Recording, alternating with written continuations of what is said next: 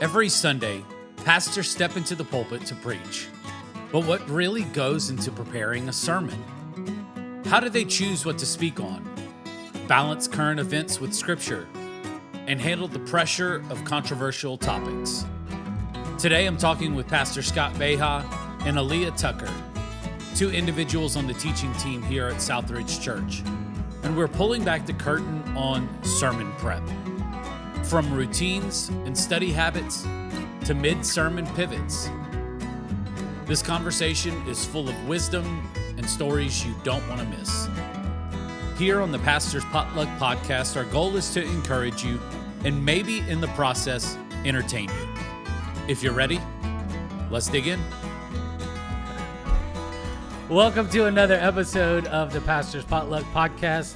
We're joined today by our lead pastor, Pastor Scott Beha, and one of our interns, Aleigha Tucker, who is on our preaching team as well. And we are in that vein today. We are diving deep on sermon prep questions. What does that look like? All the things that anybody should ever want to ask someone who preaches and communicates on a weekly basis, since that is something that you are working towards and something that you do. I have the first question for you. Okay. Why do you think it is when someone introduces me on a podcast that I have this urge every single time to go, holla, every time they say my name? Every time Cheryl introduces me for the extra point, like I want to ruin that moment. God, Like, I don't know, go, but it makes holla! me... And then when you just did that, I want that to be my thing. Like, you know, like everybody has a thing when they're like being introduced places. I want that to be my thing. I don't know, but I'm really tempted now every single Sunday that whenever the bumper video gets done, I'm just be like, and Pastor Scott, and you just go, holla, let's get into it. Yeah, I just go, that's going to be my thing. Yeah. I don't know. Like every time that somebody is doing an intro to one of these podcasts, because I'm on 2 a week essentially, most weeks, I have this overwhelming urge while they're talking to mess them up so bad. Yeah. Which I did to Cheryl that one morning, and it was a blast. Yeah. But I try not to because I know it's hard. So that was your question. I don't know. That was your question. There's you not said, really, why do I feel like I have there's to not, do it? There's not really You're an like, answer. I want to ask you a question. I do. Why do I feel the I want need you to psychoanalyze me.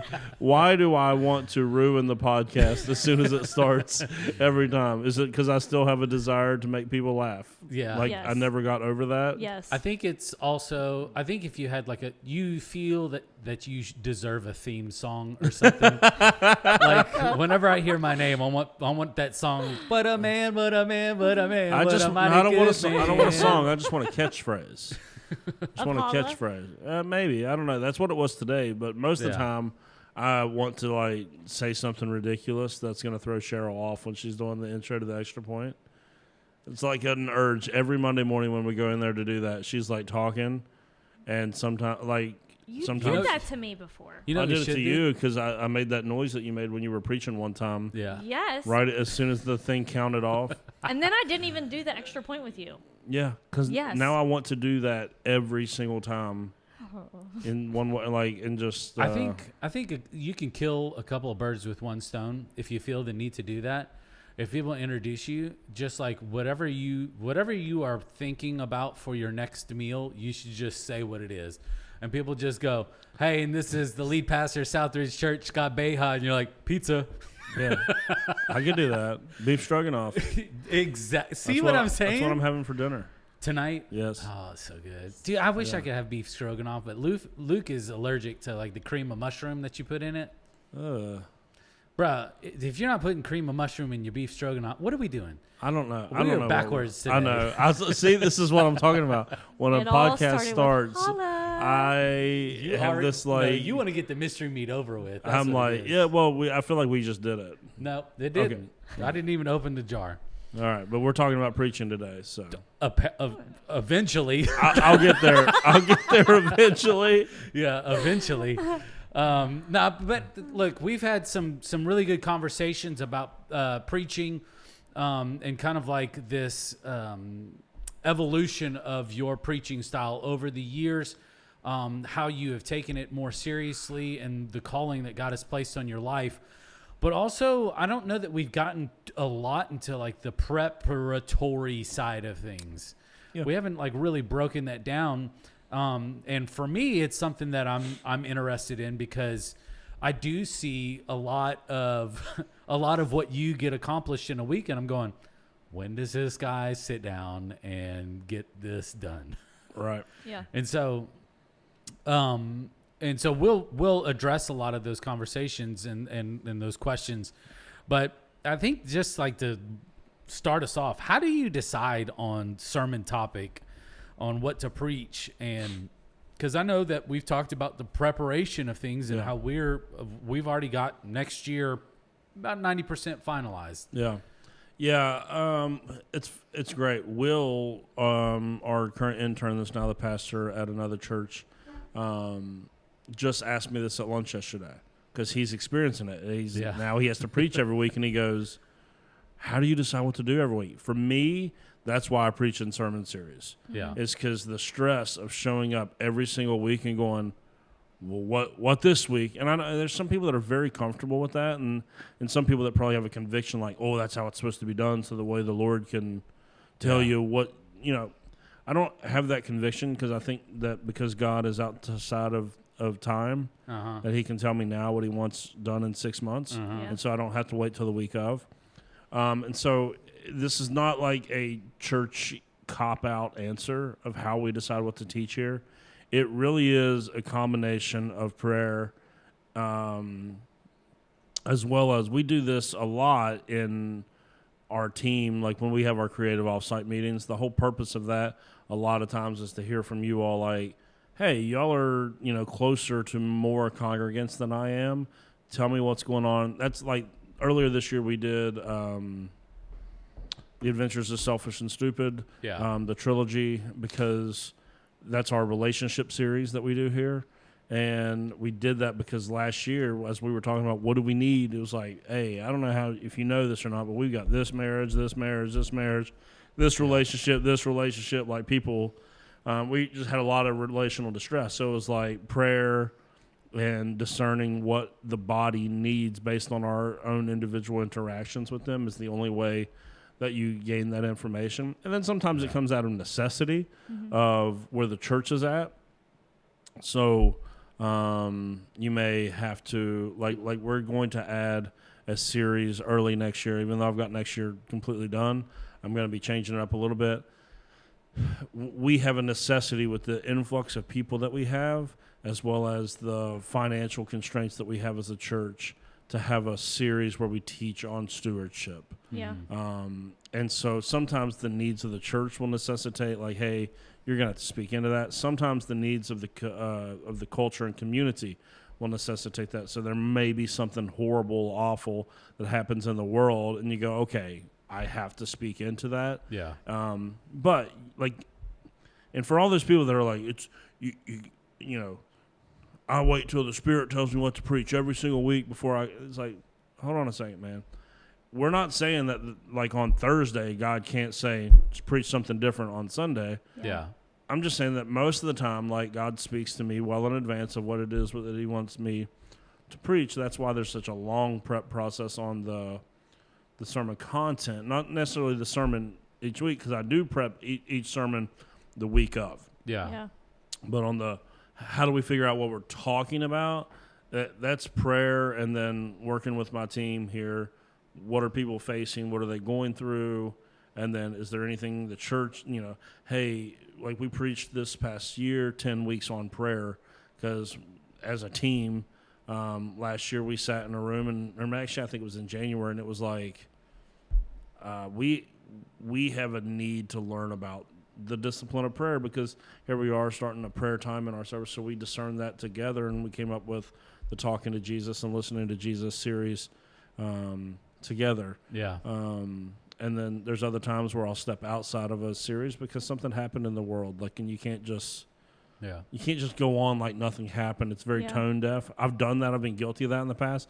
That's one of those areas where I've probably grown the most. Whereas it used to be like, no, if I'm scheduled for a series, I'm going to preach this series no matter what's going on or whatever. And it's like, no, you have to learn to be a little bit more open-handed with it. But not to give you a church answer, but it really is. It's prayer. Like prayer is the key to figuring out what it is on the grand scheme that God wants you to say, and then in the individual sermon itself, what God wants you to say. Yeah. Yeah. And I think that whenever you plan things out, it does give you more than enough time to find books on the subject Yes. or read commentaries and really, really, really, truly put in a lot of preparation and time to make sure that the next 6, 7, 8 weeks of this sermon series is just going to be absolutely dynamite. Like you have an influx of information and ideas and thoughts from different theologians and the Bible and commentary that you can put together something that, especially if it's like a topical series as well. I think that we need to reject the idea that it's somehow more spiritual to be spontaneous. Yes. I'm really sick of that thought in the church. I don't know where we got that from. Yeah. That spontaneity is somehow more spiritual than preparation. Yeah. Those two things are not at odds with one another. In fact, the more prepared you are, the easier it is to be spontaneous in the moment. Yes. If you're always spontaneous, you're probably actually lazy, and you're calling it spirit-led spontaneity. If you're very, very prepared, but you're never spontaneous, you're probably not being as spirit-led as you need to be. Yeah. But if you're very prepared, and then the Spirit has room to step in, which He did multiple times this past year. We had this whole year mapped out. Yeah. But it was like talking to Jesus.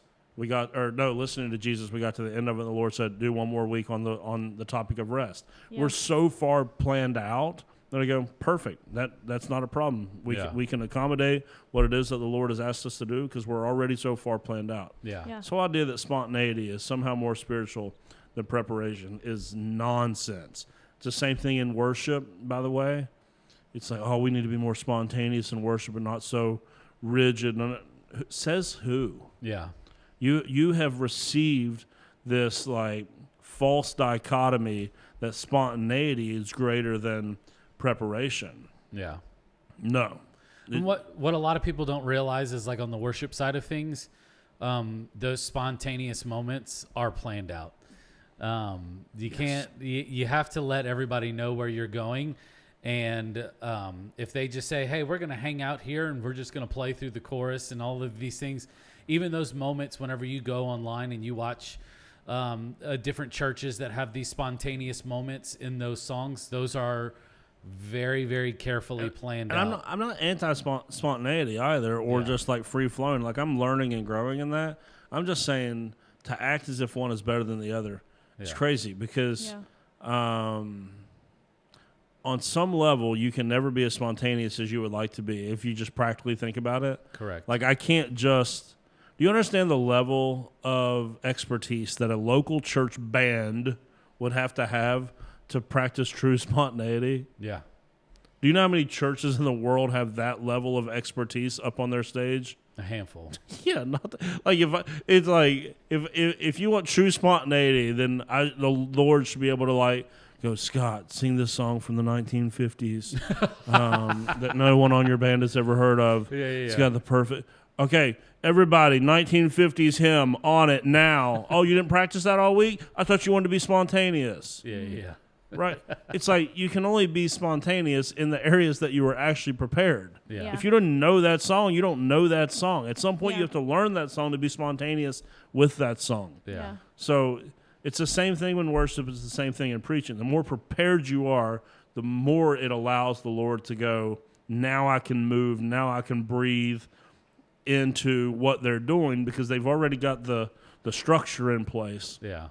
Now let's sing that again. Let's preach this sermon here. Let's extend this series, whatever it is. Those two things are not at odds with each other, but you get like, the more charismatic Pentecostal types over here. They're like spontaneity. It's like, it's not true spontaneity. You only know the songs that you know. So you're still prepared on some level. Yeah. And it's not all planning structure. It's just, it's not one or the other, and so we shouldn't see it like that. And so it's the same thing with preaching. The more prepared you are, the easier it is for the Spirit to interrupt what it is that you're trying to do without it wrecking, everything. Yeah. So since Pastor Scott does the majority of the teaching from the stage, but like, there's moments throughout the year where he's on vacation or go and speak at a conference or go do things and invest in his self spiritually as well, he allows for individuals on our speaking team, yourself, Pastor Cheryl, Pastor Anna, to come and preach on Sunday morning. For you, since we know that he's looking at these things months and months and months in advance, but if he gives you enough time, what does your sermon prep look like as one that's just kind of like a one-off during these sermon series? Yeah, so obviously it starts with prayer. I have to be in prayer about things. A lot of the times in the past I've noticed I tend to wait till the last minutes of prep, and that will put me behind and put me in stress. Yeah. The last 2 times I got to preach, I actually started preparing ahead of time, not just in prayer, but also reading through the text multiple times. I read through the text multiple times before I even look at a commentary. I'm writing down what the Lord is telling me, what I'm gathering from the text, and I'll go back through and see what theme, what key things I'm hitting repeatedly, and that'll kind of give me an idea of where I'm supposed to be at in the text. And then I'll also go and look at some commentaries if I feel I need to back some of that information up. Yeah. And then I just start writing. I just start writing when I know it's time. Yeah. A lot of the times Scott will go ahead and give me either the text that I'm supposed to be in, or give me, like this last time, he gave me 2 different texts that I could choose from. And so I went and read each of those texts, and I knew immediately where I was supposed to be. So that's really what it looks like for me. How much does prior planning allow you to be able to preach in a church like this? What do you mean? Like if I wasn't so planned out, like if I was just all spontaneous and it was like Wednesday and I was like, you know what, I'm going to go out of town this weekend. I'm going to see if Aleigha will preach this Sunday. How does being actually prepared and like planned out allow other people to function in their gifts alongside of me to give me those times? Yeah, no, it allows me to do a lot more because I already know ahead of time what series you're in, what you're doing, where you're headed in that series, and I know the expectation of what we're doing. Do you know what I'm saying? Like what is expected on that Sunday, not just that Sunday, but with the whole series. And so it just plans me better. It doesn't give me such stress because I also am married with kids. And so I have to prioritize my time and what I'm doing. And I've had a situation where I'm like, they're just like, do whatever you want. Pick whatever text you want. Say what you want. Stick with what you want. There's no theme to this. And it's hard when it's not structured. Yeah. Because I'm used to structure and I feel more overwhelmed when there's not structure. Do you know what I mean? I feel like I'm able to hear from God more when there is structure versus when there's not. This is what I always try to, like when I'm training people on preaching and teaching, especially on the prep process, I tell them, the further out that you get, the more people you can bring alongside you to fully package what it is that you're doing and take stress off of yourself. Mm-hmm. So because I'm so far planned out, I can ask Cheryl and Aleigha to preach at any point because they already know. Hey, on this week we're going to be somewhere around like this. The 1st and 2nd Samuel series that we're doing right now is like the one exception that like I don't always know exactly where we're going to be, because for our spontaneous people, it is a little bit more spontaneous. So like this week, I'm supposed to move past David and Bathsheba. Mm-hmm. I'm sitting in service Sunday morning while Cheryl's preaching, 9 a.m.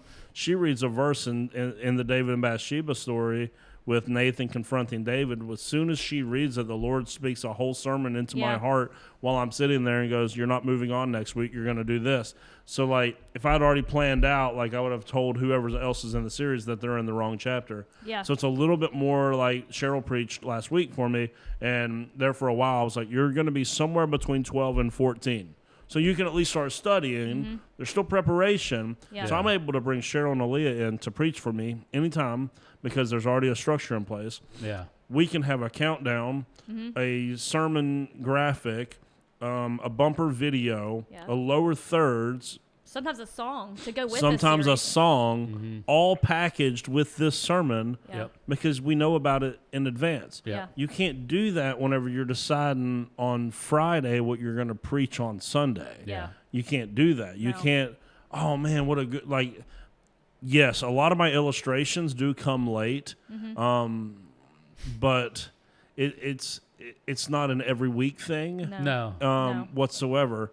But like I like it whenever you get the illustration ideas because you're like, all right, who's got some shaving cream, a spoon, and some marshmallows and a roll of pennies? And we're like, none of us. None of us have that in our office. But like, you can't ever do anything creative if you start on Friday. Yeah. You just can't. So like the whole prep process lets everybody. Yeah. It takes stuff off of your plate. Yeah. If you hit us with like Wednesday or Thursday, hey, can we look and track down these items? Because we're not focusing on stuff because the rest of the service has already been planned out, and then we finalize things on that Monday, and then we're so far ahead with everything, then we're able to say, hey, you know what, we can make this happen. Yeah. Like if we were still trying to put songs together and try to make sure that people knew that we were doing baptism or communion for that day, like it would just be a train wreck every single week. Yeah. And it nothing would be done with excellence because it would all just be hurry. We got to get this done by Sunday, and nothing would look good, nothing would sound good, and I would imagine that the preaching would just take a drastic hit. Yeah. Well, you mentioned, go ahead. Also, knowing, like from like my point of view, knowing what you're preaching ahead of time, like months in advance, a year in advance, like where we're in 2 Samuel, a lot of the times I'll read ahead of what's going to be coming in case something was to happen, like, and he wasn't able to preach. So like that gives us a better idea as staff, for me and Cheryl or whoever would be preaching that Sunday, to kind of know, okay, if something happens, this is the text he's already in, and I might already have an idea. Do you know what I'm saying? Yep. It helps us to better prepare for even if something was to spontaneously happen where you have to go somewhere. It's like someone can step in and kind of know where we're already at and what we're doing. Do you know what I mean? Yeah. Well, and you mentioned it helps the study side of it too. So like I'm going to do a series next year called Hot Ones, where we're going to answer controversial questions essentially. And I used to do a series called Asking for a Friend. Yeah. I used to do a series called You Asked For It. It's all the same stuff, just answering hot button topics. Well, when I do those series, I'm reading at least 1 to probably 3 books per sermon. If I'm going to wait until June to start prepping for that series that's in August, I'll never get the prep done whatsoever. Yeah. So like we've already talked this year, I have to start gathering the questions in January, cut it off about March. So the way I have April, May, June, July to do all the reading necessary for a series like that. And again, can I go and preach on a controversial topic with just 1 week worth of prep? Yes, but what do you think is going to be better? If I read 3 different perspectives on it to give you all these different perspectives and insights into the topic that you asked about, or if I gave it, 6 hours this week of research, like which one's going to be better? Like, right? No, crockpot ideas are always better than microwave ideas, and so that's time is so necessary. If you're going to do things with excellence. Yeah. Whenever you just said that, I had this idea come up in my head of how I wanted the logo to look like. Just almost like the TV show that they do on YouTube, but instead of like a pepper, I'm going to put a question mark. Yeah, we're going to make Aleigha eat hot wings up in front of everyone. I'll do it. Yeah. I'll do the last dab too. Erica will laugh at me. So we talked a little bit, and so this is one of the things that I found like extremely funny. Because you'd been speaking and teaching for so long, when your sermon is right about done because you use a specific font, you use a specific font size, and by the time you get down to the 4th page, you know that this is around the time that people like pretty much any more after this, it's going to be hard for people to stick with it and not take away anything except for, gosh, that was long. How do you know, though, whenever you are prepping, whenever a sermon is done? So I saw this question come in yesterday. Because these questions, I don't know if we said this. These questions came to me from our staff members. Yeah. Mm-hmm. I saw this one come in yesterday. And the initial answer to that is a sermon is never actually finished. Mm-hmm. Sunday just gets there and you have to preach it. That's actually how it works. It's never actually finished until it's delivered. And even then you would go back and go, oh, I could have done this, and this. Yeah. Always a work in progress. So for me, I do have a page length that I know puts me into the window. At a certain font and a certain point size too.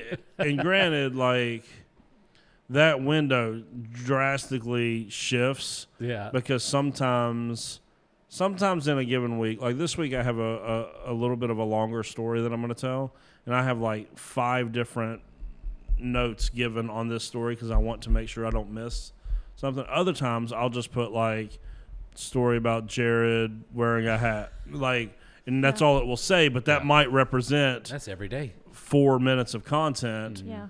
But I didn't type it out, so like it's not an exact science. Yeah. Because sometimes I'm feeling more typey throughout the week, and I want to. Because actually, Aleigha just asked me this, or just said, like, I didn't realize that like you are actually funny when you're preaching. She's like, do you mean to do that? And I said, well, a lot of times I write it out. So like when I know that I like am telling a story, I'm gonna treat it like a stand-up comedian does. I'm gonna sit down and I'm gonna write out the punchlines that I want to hit when I say this, because I know what it's like. I know what it's going to do. So I am writing those things out. And then other times, if it's not necessarily, I'm not trying to make sure I have snappy comedian timing on something funny. I may just put, like, if it's more emotional in the sense of like, I might just go this blank story, like putt-putt story. And I know what it is. And I might have a 1-minute version of that. I may have a 4-minute version of that. That, again, being prepared, I'm going to let the Spirit just go, you use as much of this story and shape it in the moment. That's what's happening right now. Yes. Because this is the next question, and this is for both of y'all. Have you ever adjusted your message while preaching based on how the room feels? Because I could see, like, in those moments, maybe that, you know, you like, okay, like people are a little bit more receptive to maybe something as opposed to maybe first service, or the difference between the two services. And so, like, you know, I'll get a little bit more in depth in this story that's going to be meaningful and impactful, but maybe up until that point in a different service, there has been no connection at all. There hasn't been like any amens, and you're like, all right, hey, are y'all with me? All right. And, you know, everybody's alive, you know, everybody's still breathing. I don't know that I necessarily shift inside of a given service, but I know from service to service, I learn a lot about the sermon. And, you know, if I preach at 9 a.m. and I'm not happy with how it went, I will make massive adjustments on where I feel like it went wrong from service to service. Inside of a service, I'm more so, if something is dragging on or I realize I have way too much. That's not necessary. Like, I will skip verses or whole chunks of the sermon and get to where I can feel the next thing. Like, but that is something that you learn to do on the fly. This is why a lot of young preachers, if they don't have the issue of going too short, which a lot of young preachers have the issue of going too short, like they'll write a 20-minute sermon, but because they're nervous, they'll preach it in 7. If you don't have that, you'll have the opposite issue, and you will preach forever and ever and ever, because you didn't realize that you lost the whole room 20 minutes ago, but because you wrote it, you felt like you had to say it. And so, and it's like, oh, Lord, read the room. Like, snap that thing off. Keep going, keep going, keep going. Like, get to the end. When you start, if you start looking out and you see people on their phone and they're going, it's time to, like, move on. Move on, make a change. Like, it's so a lot of change service to service. And then, I will edit. I'll cut out a story. I'll cut out a text. Or I might decide, you know what, this is going so slow right now, I'm just going to summarize this text instead of read it. Which is why the people that do my slides, probably I drive them insane, because I'm giving them the notes of how I think it might go. But preaching is like, it's not fine-tuned in that way for me, to where I know pastors that, like, they'll give you a manuscript and they're going to hit that thing Yeah. just like it's supposed to be every single time, every single word. Yeah. That's not me. Sometimes my notes are out of order, but I've done this so long that I can rearrange them while I'm preaching to get them where they need to be. Yeah. But the guy or girl on the computer doesn't know that, so it can be hard. Yeah. I know that I have found myself, I don't remember what sermon it was, but I had preached way too much content on one specific area, and it was away from my bottom line, really. Do you remember that sermon? You were gone. We rewatched it. It was a good sermon. Yeah. What I can't remember what it was, but the whole first half, it was just way too much. And I could tell that the people were drifting off. They weren't into that part, but near the end it got stronger. Yeah. And so it was just way too much content in that first half that had nothing to do with my bottom line. It was still good content. It was your listening to Jesus. Yes. In Acts. Yes. Yes, it was the one when I was in Acts. Yeah. And so it was good. I could just feel everybody drifting. And I'm up there, I remember thinking, dude, what am I doing? What do I need to do to bring people back in? And it wasn't until after service and after discussion that it was because I pointed away from the bottom line of where I was headed. Yeah. And it just turned people off because it wasn't in line with what my story was, where I was headed, or anything like that. But I've also learned with the last time I preached that I do much better without a manuscript. Yep.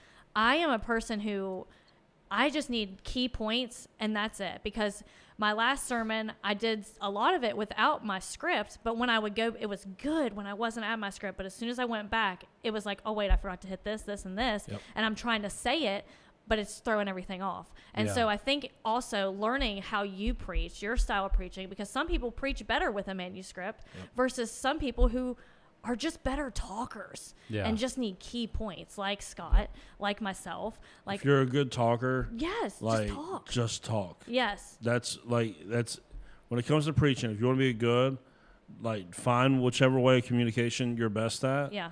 But yes, if you're a good talker, just get off of your notes and talk. Mm-hmm. I'm not saying this is for everybody. I used to think it's for everybody. I don't think it's for everybody. The goal is not to preach it exactly how you wrote it. Mm-hmm. Yeah. It's to understand the talk in a way that you can just get up and talk. Mm-hmm. Get up and just I know where I'm starting, I know where I'm ending. Let's get there together. But if you're a good talker, you should be able to relatively get up there and for me, whatever's on the screens really just guides my next thought on that way. Yeah. So what Aleigha was talking about is you will lose the room in a heartbeat. I wish more pastors knew this. You will lose the room in a heartbeat. If you set up a story, let's say I'm setting up a tension surrounding, wearing Texas A&M hats, and I'm going, have you ever done this before? You ever felt this? You'll hear that in my preaching. I'll tell a story about something, and then I'll hit you with, have you ever felt that before? Because what you're trying to do in that moment, you're trying to get people to feel what you want them to feel, or create a problem for them. Let down. Create a problem for them Sorry. that they are now going to want an answer to. Create some sort of tension that gets them to lean in. Yeah. And then what I see all the time is you might do that really well. You might have your story, your tension. You get to the text, and the way that you are going to relieve the tension is buried in the text, but you got to get through about 8 verses before you get to the thing that you really want to say. Yeah. If you spend too long up on those first 8 verses, and it has nothing to do with wearing Texas A&M hats, but you're going to get to wearing Texas A&M hats down here, the whole thing just starts veering right off. Of course, as you because I got to preach this. I got to explain this. People are trying to take these pieces that you have and put them together in their own hand. And so it's just like a puzzle. I mean, obviously we're doing a good job of telling them where each of those pieces go. But if they take this and then they take this and they can't put it together, then they go, well, this is pointless. Yeah, if you get them set up for the tension point and then lose them with a secondary point, then what happens is you create well, wait a second. I thought we were talking about wearing Texas A&M hats, and right now they're talking about wearing KFC shirts. It just doesn't. Yeah. It's close, but it's not. That's not what we're talking about. Yeah. So if you set up a tension around something and you spend too much time on something else, you will lose the room. And so again, and then it's hard to get that tension back once it's lost. Exactly. In the midst Once of it's that. lost, because once someone gets on their phone, you're smoked. Yeah. Or when you Once see them doing this number. They get up and they're ready to go to the bathroom because you Yeah. released the tension. Yeah. It's over. It's the same thing when you go fishing. When you hook something, when you no longer feel the tension on the other line, you know that it's over because that thing got away. Yeah. That's what happens when you preach to build tension with people and then let it get away because you want to go and talk about stuff that has nothing to do with your bottom line. You lose the fish that's on the end of the hook real quick like that. Yeah, they say once you got the fish hooked, you've got to keep the tension on the line, Keep the tension. or it'll wiggle off, and it's Exactly. gone forever. And you Yes. got to keep hammering that thing. That's why if you go back and listen to the How to Ruin Your Life, that's the reason why every probably 2 minutes, hey, if you're serious about ruining your life, if you're serious about ruining your life, if you're serious about ruining your life, it's a drum beat throughout the whole thing that keeps the tension pulled the whole time. That way, whatever comes after that, if you're serious about ruining your life, make sure you don't go to church. Like, you're not going to miss that because that tension got pulled in. It's just building and building and building. It's always building on the tension. If you do that, you'll keep the audience with you for the most part. Normally, if you lose an audience, it will be because you either got off of the tension point or you said something that they disagreed with. Yeah. And you can't do nothing about that. Well, we talked a little bit about this. You'd mentioned that you and Scott had gone back over your sermon. What is that? How do we here at Southridge, for anybody that is on the teaching team, how do they receive and process kind of like a critiquing or feedback on their sermons? And I think this is one of those things that it goes back to it. This is like the full circle moment because it does shape the way that you prepare. Yep. Whenever you do have accountability and feedback and that type of culture, I know a little bit of the process. Tell us how it works for you, and then I'm kind of curious who does the feedback for the guy that's in charge. Yeah. So whenever I first started preaching here, Scott challenged me to rewatch my sermons. After you're done preaching it, watch it back and try to pick up what it is that maybe you can improve on, what needs to change. In the beginning, it was my pace. Like, I was very slow with getting to things, so my pace was so slow.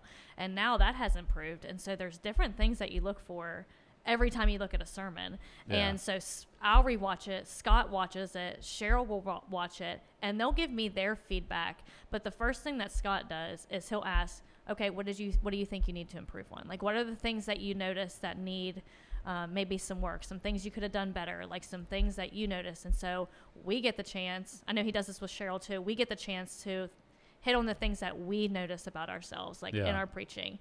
And then he'll say, okay, yeah, I would agree with that. Or he might disagree, I don't know. And then he'll say, well, this is what I noticed, and maybe we could readjust it this way moving forward. And like, just try to help us and guide us in that direction, because my ultimate goal is to literally just do what the Lord has called me to do. Like on Sundays, when I'm preaching on that stage, like, I just want to please God. Yep. I want to make sure that I'm obedient to what it is that he's calling me to and what it is that he's telling me to say that Sunday. And I want to make sure I get it across the best possible way. Yeah, so I need other people's feedback to be able to do that sometimes. Whenever you have this calling that's placed on your life, we can't just sit there and go, okay, God gave us like a natural talent to do something. Yeah. Like, you have to take whatever God is giving you and make it better. Yes. And one of the ways that we do that is through feedback and like really good criticism, like healthy criticism on the things that we do. It makes me want to be a better singer. Yeah. And so literally every day I'm doing some kind of vocal warm up or vocal tryout. Mm-hmm. And I think that's the same way for any kind of communicator as well. Mm-hmm. It's like, okay, let me listen to this. You know, maybe I'm gravitating towards a preacher, and maybe there's something that in his preparation that can work out better for me. Yeah. Or maybe there's this guy that's theologically more in line with the way that I would like to present stuff, and then let me see what he has to say about these topics. Yeah. It's this constant pursuit and striving of doing things with excellence. I mean, wouldn't you agree with that? Yeah. Like trying to find people that you gravitate towards but then also saying, you know what, God, like you've given me my voice, like help me like own this down to where it's not so and so from this church and then so and so from this church and then this person that's an author or whatever. Like let's get this down to where it's just like whenever people hear this, they say, oh, that's Scott Beha. Like he's a great communicator. And they don't pick up a book and they go, well, Scott says a lot of stuff like that. Like, you know, you find your own voice in preparation and it doing takes a those while. things. And this isn't like a 1 month thing. Like this is like something that is really developed over years. Yeah, the feedback process for the people that teach here is I started something new when Aleigha came on, because it used to be more we would do it in our service planning meeting, but now I'm trying to do it because we do have so many different interns here. It's really, really important that if I only give feedback directly to Aleigha, she's the only one that can learn from it. So if I do it with other people in the room, everyone can learn from it. They don't have to make the same mistake that was made in that sermon or whatever. So Cheryl preached this past week.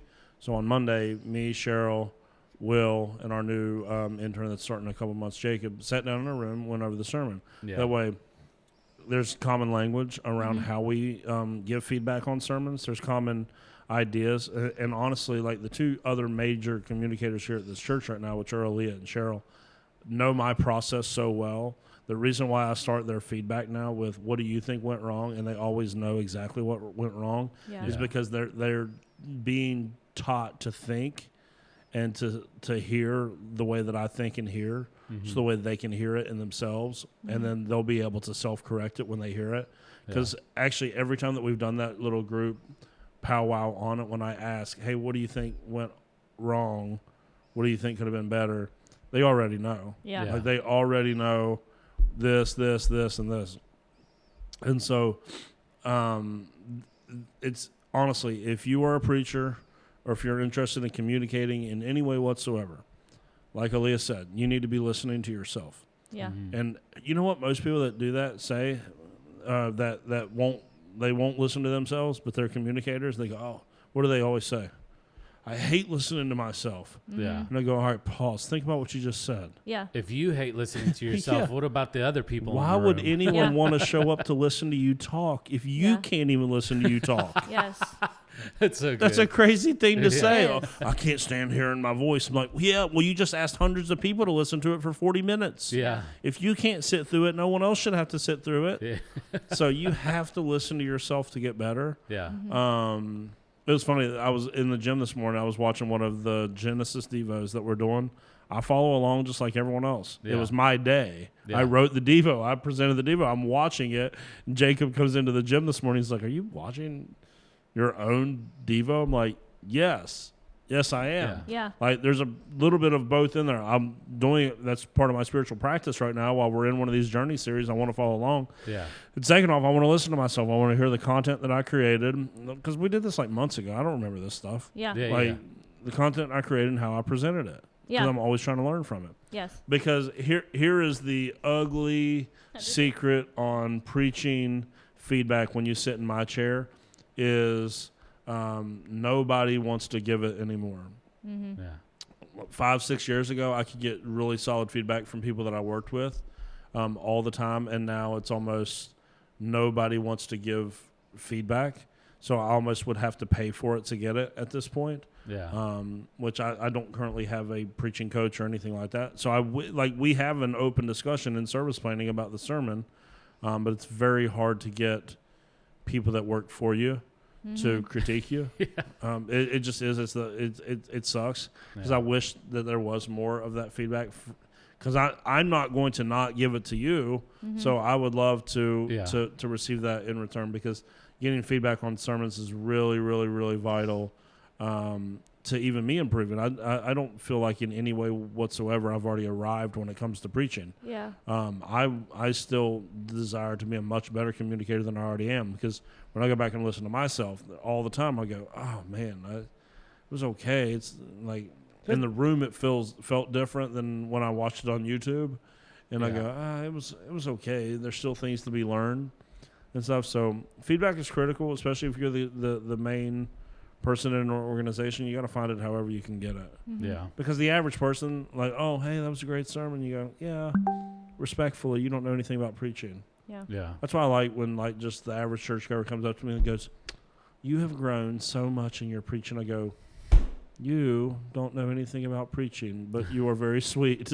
You know what I'm saying? It's like, to say that I've grown, you don't, like, because preaching is an art form. Yeah. And it's not, the average churchgoer only knows what they consider to be good preaching based off of their experiences that they have had. Yeah. And so it's, I like when people say, oh, that was a great sermon, but I don't let it carry too much weight. I would rather, the best compliments are when another preacher says that you have a good sermon. Yeah. Because that's someone that's studied the art of preaching.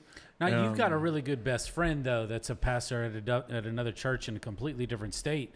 Yeah. Do y'all often kind of give each other, like, you know, like reviews or kind of like so he feedback? listens. If he listens to me on a weekend, like, I know that he used to listen every weekend. I don't know that that's the case all the time anymore. But if he listens, he will, like, give me something if there's something there that he sees. Yeah. For me, I am really bad about watching other people's sermons. I don't really do it. I have a hard time. This isn't just with my friend. This is everyone. Yeah. I have a hard time sitting through other people preaching for some reason. I don't know whether it's some sort of, like, adult attention issue or or what it is, but, like, I can't.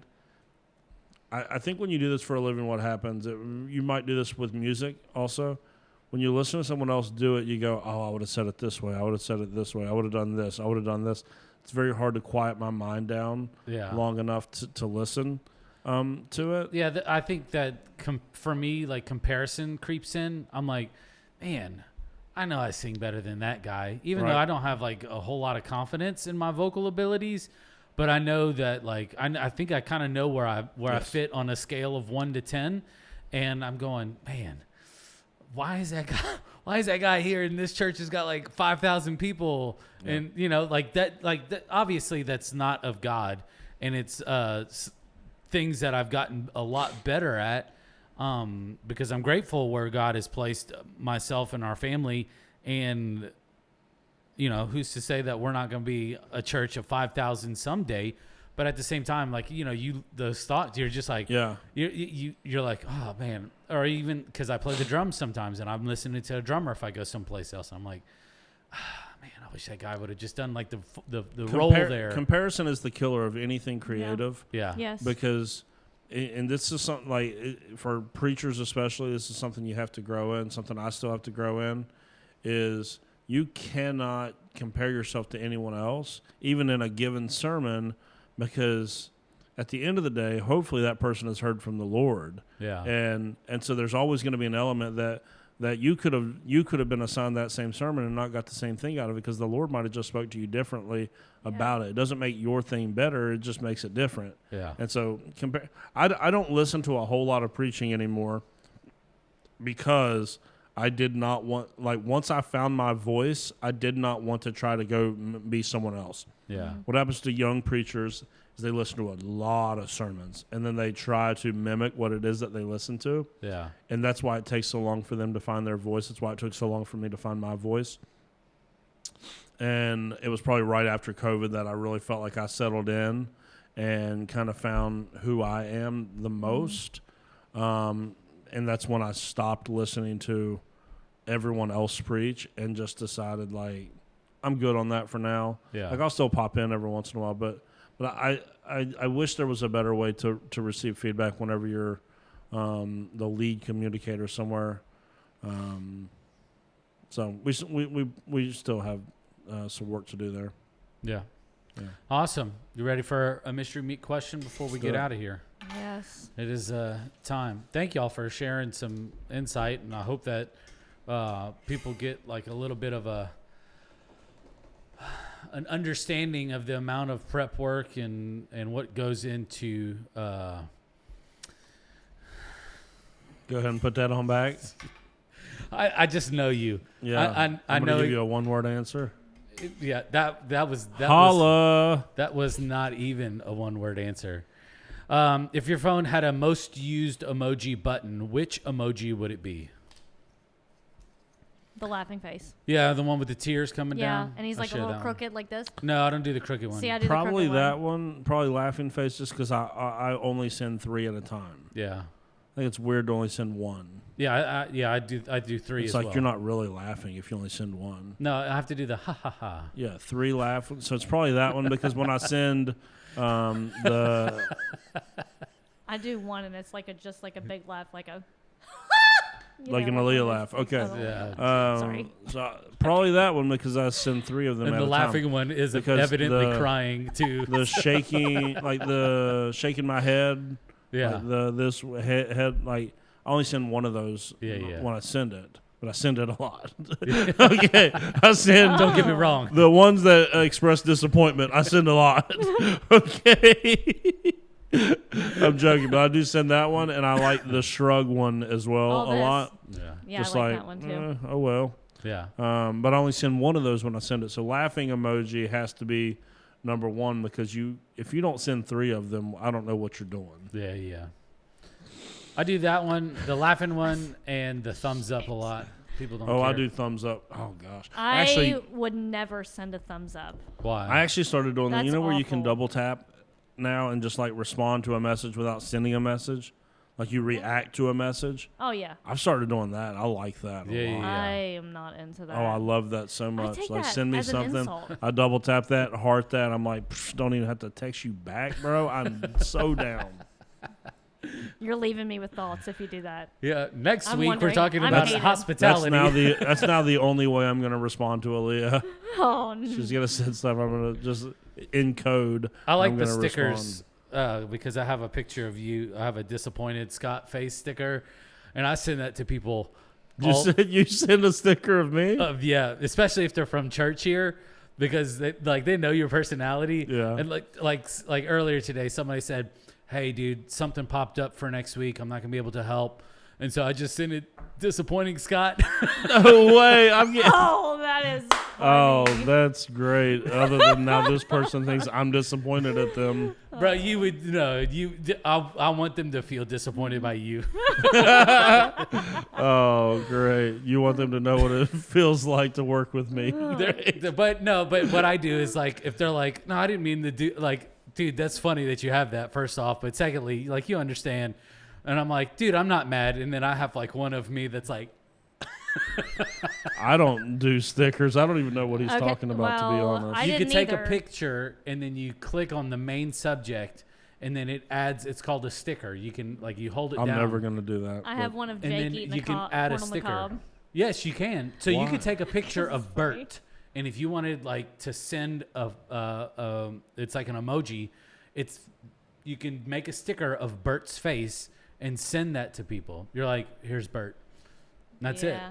And so you have your own Bert. So, like, if I want to side eye someone, I just could send the Bert sticker because he's always side eyeing Yes. somebody. Yeah.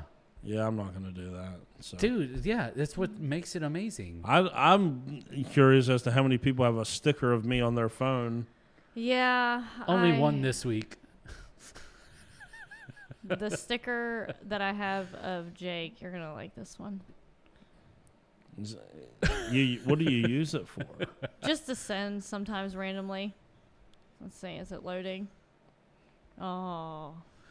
No, it's not going to load. I don't understand this sticker stuff, but It's fun, dude. It's so It fun. makes so what I use it for. I use it for to make light of a situation that some people would typically get frustrated with. See, there he is eating a piece of corn. what do you do with that though? What is What do that you a mean? response It's to? corn. You just send it. And then this is the one Maddie Painter had of me. Oh, I didn't mean to say her full name. Shoot. Eating a chicken wing. From Tennessee. You remember Tennessee? At that restaurant? Tennessee. Yeah. My favorite Oh wing yeah. place. Wingstop. No. Oh, I know what you're doing. Checks. Checks. Yeah, that's right. Best wing in the land of wings. I don't. But what is Jake eating a piece of corn a response to? You don't know, but you're gonna get it. Like, hey, what's going on tonight? And you're like, Jake's eating corn. I'll go, no, I want to know what's going on tonight. Yeah. We're just eating corn. I have a picture of Erica, and she's like, because we have Great Danes, and so she has like, they have these big jowls on them. And so she's pulling them up like this, and it makes one of the dogs look like she's smiling. And so it's funny because it's like, okay, I'm forcing a smile. Like I send that to people. I'm just like, this is how. So you have like a whole library of these. I think I have like 8. I have one of Tim Casto that I use every once in a Oh my gosh. It's funny, dude. It's funny. Okay. All right. I'm not going to do it, but okay. Yeah. Yep, you should. If you've ever received my disappointed face, it's not me. It's not me disappointed. It's Jared. Look, see the picture of my dog with its face pulled up. Look at that, my face on there. I look like Jack Nicklaus in The Shining, or no, Nicholson. You don't. No, which one is it? Yes, I do. I look crazy. No, you don't. Jackie boy. That's what it looks like. That's just disappointed Scott. It looks like I'm trying to bust through a door right now. Bruh, no it doesn't. Because he's looking at you like crazy. Excited. Like that you don't guy look on excited. that phone. No, I don't look excited. I took that picture after I made a remark in one of our staff meetings, and you gave me that look. You were like, seriously? I have too many stories about that I can't. It's all good. All right. Well, holla. The other question is if you had to create a viral TikTok dance, what would you do? See, I don't even know what that means. I don't exactly. How would I create one? You have one, the dancing pastor. Oh, I do have one. What was the criteria? In fact, Megan got to see a little bit of it the other last week while we were traveling. Uh-oh. I can't remember. What was it? If we have 700 people on here. A non-holiday Sunday, I will put out a reel of me doing the choreography that I made up at 6:45 in the morning on the way to the gym to Kenny Rogers, The Gambler. Yeah. Well, okay, so we have a non-holiday Sunday goal of 700. What if we hit a holiday goal? 1,000. What? Dude, we'd have too high. You want me to dance on the internet? To The Gambler, yes. Yeah, so it's going to have to be something extreme. What if we pay off the mortgage before the deadline, the end of next year? Okay, that too. All right. Oh. 50 baptisms on a single day. I'll release it as well. Bruh. All right. I'm working on my neighborhood. Y'all need to get to work too. Any of those. Debt reduction, 700 on a non-holiday Sunday, 1,000 on a holiday Sunday, 50 baptisms in one day. All right, and the dancing pastor page will begin where I choreograph dances to songs like Kenny Rogers' The Gambler, which I already have fully ready to go. In fact, I tweaked it a little bit last week while I was on the road. It got even better. So in addition to sermon prep, you've got choreography prep. Yeah. Whatever it takes to get people to Jesus, I don't care. Maybe you need to release that so you can see those numbers hit. You got to earn that. You got to earn it. I didn't even do the full dance in front of Megan last week because she's part of staff, so she can't see it. I have to just ask her part of it. You can't? Yeah, she won't do it. She won't do it. She can't break that confidence. Gosh, dang it. You got to have something. You have to have something to work towards. All right. Well, you heard it. I'm helping. I'm Holla. trying. All right. Y'all have a good weekend. Thank y'all for sharing a little bit of your process and stuff. I found it super interesting. Cool. I liked it because I think we have a bunch more questions we could do next week. Yeah, we could. Let's do that. All righty. We'll see you next time. Join us. Holla. Pizza. Stroganoff. Beef stroganoff.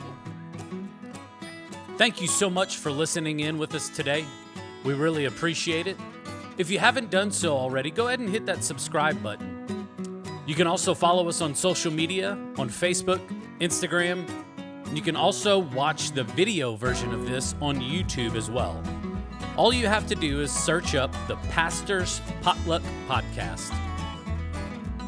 From all of us here, we want to say thank you. And we'll see you next week.